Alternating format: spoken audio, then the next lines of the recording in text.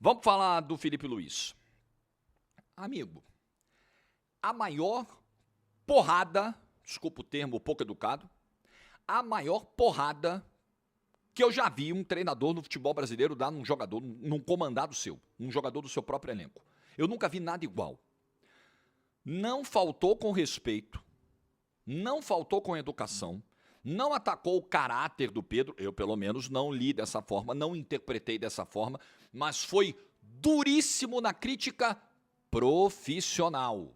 A crítica que foi feita foi profissional. Trabalho, algo que, segundo o Felipe Luiz, está faltando. O Felipe Luiz chegou a dizer que o Pedro, com as suas atitudes recentes, beirou o ridículo. Ridículo. E uma conclusão inicial a qual eu chego dessa história é a seguinte. O Felipe Luiz não teria dito o que disse se não tivesse o respaldo do elenco. Se não fosse esse o pensamento do elenco. Porque, veja, se o elenco está fechado com o Pedro, o Felipe Luiz, numa coletiva como essa, ele perde o elenco inteiro. Ou se metade do elenco está fechada com o Pedro, numa fala como essa, o Felipe Luiz perde metade do elenco. O trabalho dele acaba.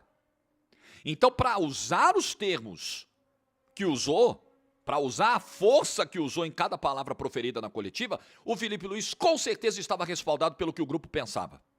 E vou além. Respaldo de cima. É um tema muito delicado. O Felipe Luiz, experiente que é no futebol, ele pode não ser experiente como técnico profissional, mas entende de futebol e é um cara inteligente.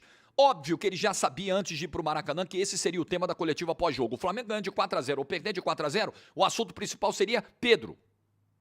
E obviamente que ele já deve ter alinhado com a própria diretoria. Eu tenho liberdade para dizer o que eu penso? Ótimo, eu vou falar. Porque tem outro componente nisso aí. O Felipe Luiz está exposto. Aliás, qualquer um que ocupe o cargo de técnico de um clube do tamanho do Flamengo está extremamente exposto. Então foi uma entrevista não apenas de ataques ao comportamento não profissional do Pedro, mas de defesa de si próprio. É o Felipe Luiz se defendendo, porque tem o debate. Por que não escala o Pedro? Tá desperdiçando o Pedro? Tá jogando fora o Pedro? É vaidade? É tentar copiar um modelo europeu desnecessário? É jogar fora um ativo do clube para poder encaixar a filosofia dele? É ego? Aí o Felipe Luiz está dizendo, olha só, vocês podem achar o que vocês quiserem, tá? Se eu tô certo, se eu tô errado de não ter o Pedro como titular absoluto, se o meu modelo tá certo, se não tá, mas é o seguinte, a barração não se deu por isso, a barração se deu porque o Pedro não foi profissional. Aí acabou, meu amigo. Aí quem não concorda, ou quem não concordava sem saber os detalhes, lembra da frase do Muricy? Vocês não sabem nem 10% do que acontece? Não sabemos mesmo. Agora a gente ficou sabendo de uma boa parte da história contada por um dos lados. Eu estou esperando o Pedro se manifestar, o que não aconteceu até agora. 11h24 da manhã desse domingo, eu estou gravando o vídeo bem em cima da hora da publicação, porque eu também fiquei esperando alguma manifestação do Pedro. Não veio nada. Então a gente ficou sabendo de uma parte da história contada pelo Felipe Luiz. Ao longo da semana, o Pedro teria tido um comportamento lamentável, infantil. Ele está numa rota de colisão com a diretoria. Até o Felipe Luiz falou, pô, eu sei que ele tem os problemas pessoais dele com a diretoria, mas ele vem treinando mal. E aí é outro item muito importante do qual o Felipe Luiz se defende também. Pô, galera, o que o Felipe Luiz quis dizer? Galera, vocês vão brigar pelo cara. Você que é fã do Pedro e que defende a escalação absoluta do Pedro como titular. Beleza, você vai me... Esse é o Felipe Luiz, né, em outras palavras dizendo, né? Vocês vão me cobrar o Pedro titular. Pô, como assim? Você vai barrar o melhor 9 do Brasil? Para escalar o cara, eu preciso que ele treine bem. Ele vinha treinando mal. Gente, o Felipe Luiz chegou a dizer, olha a gravidade disso, que o Pedro tem a medição lá no GPS, o jogador fica com um equipamento plugado ali, ao seu próprio corpo, que vai monitorando as movimentações, quantos quilômetros percorre, em que velocidade percorre, aceleração, desaceleração, aquelas valências físicas que são fundamentais para esse futebol exigente que se pratica hoje em dia. O Felipe Luiz falou, sabe esses dados aí dos treinos? O Pedro era o último em todos.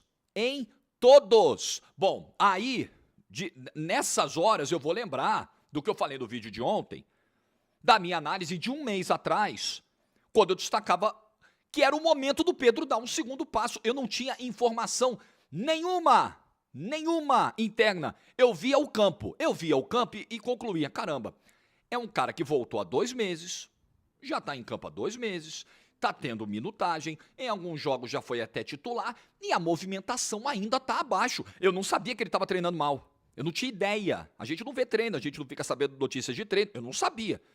Mas eu olhava o campo e falava, pô, eu acho que tá na hora de dar um segundo passo. Não é meter um hat-trick no Mundial de Clubes, mas sabe, mostrar um pouco mais de movimentação, confiança, a bola não queimar tanto no pé, converter uma ou outra chance que cair, e eu não tava vendo isso do Pedro. Bom, agora o quebra-cabeça se fecha.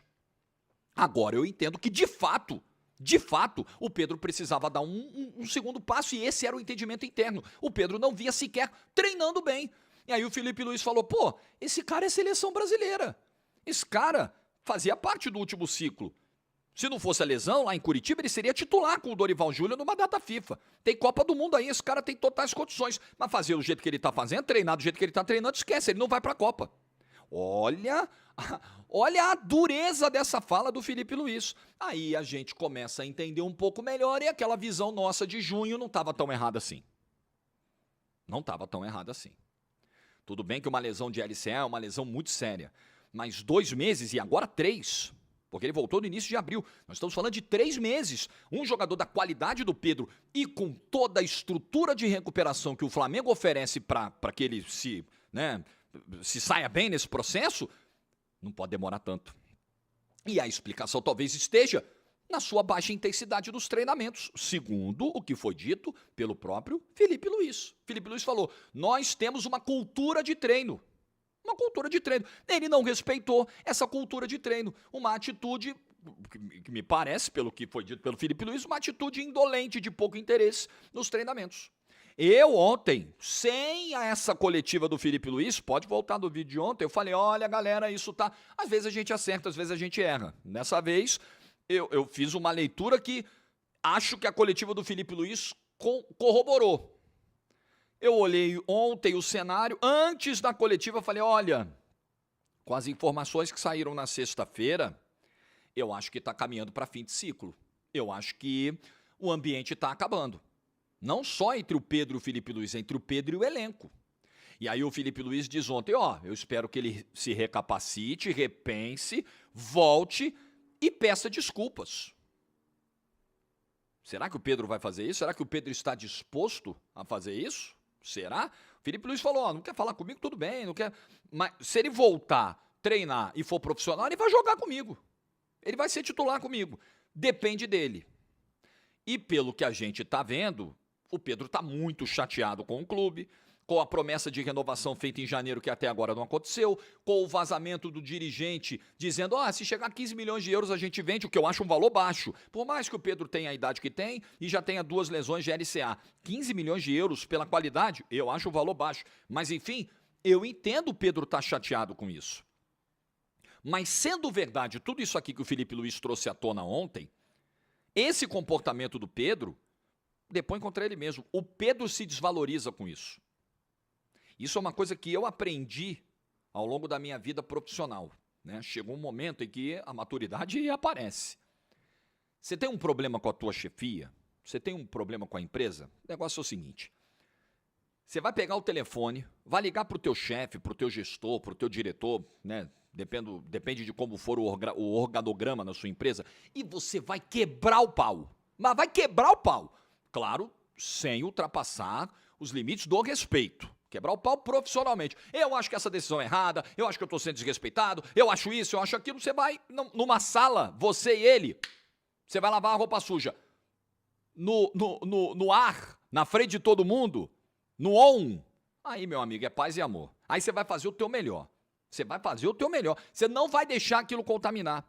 Porque se você fizer um trabalho ruim, as pessoas não vão levar, até porque elas não vão ter informação de bastidor, que o bastidor geralmente fica do bastidor, a não sei que vaze, mas na maioria das vezes fica, as pessoas não vão ter essa informação, não vão saber que você está irritado, está puto, está chateado com o diretor, com o fulano, com o presidente, com não sei quem.